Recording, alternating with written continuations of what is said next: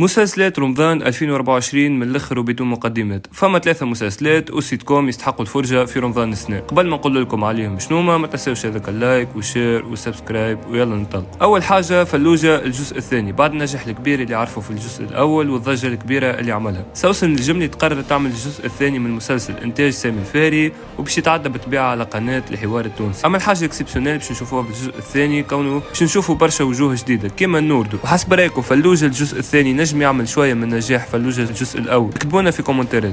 المسلسل الثاني واللي ننتظر فيه شخصيا وعندي امل كبير انه باش يكون عمل ممتاز هو مسلسل باب الرزق، بطولة تسليح مصداق، كمال التواتي واسماء بن عثمان، الصادق حلواس وبرشا نجوم اخرى. مسلسل درامي يطرح برشا مشاكل من الواقع التونسي كما ظروف عمليات الفلاحه والعوده للحدث الاليم والحوادث اللي قاعده تتكرر وتصير.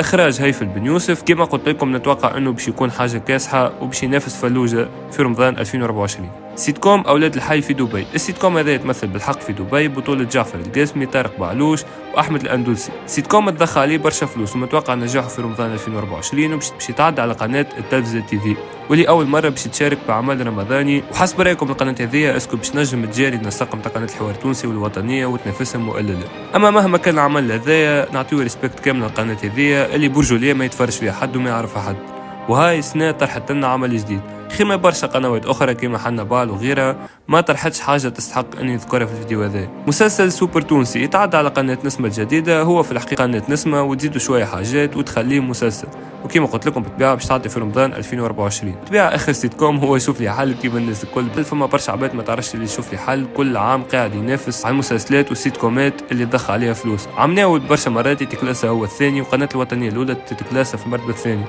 بعد قناه الحوار التونسي. فما برشا عباد بازالت تحب تتفرج على شوف لي حل، منهم انا شخصيا في رمضان. اكتبونا رايكم شباب في كومنتات، حسب رايك شكون باش يكون احسن مسلسل في 2024 وشكون تتوقعوا القناه اللي باش تشد الصداره لاطول وقت منكم. سووا هذاك اللايك لابوني ونتلاقاو في الفيديو الجاي. بيس.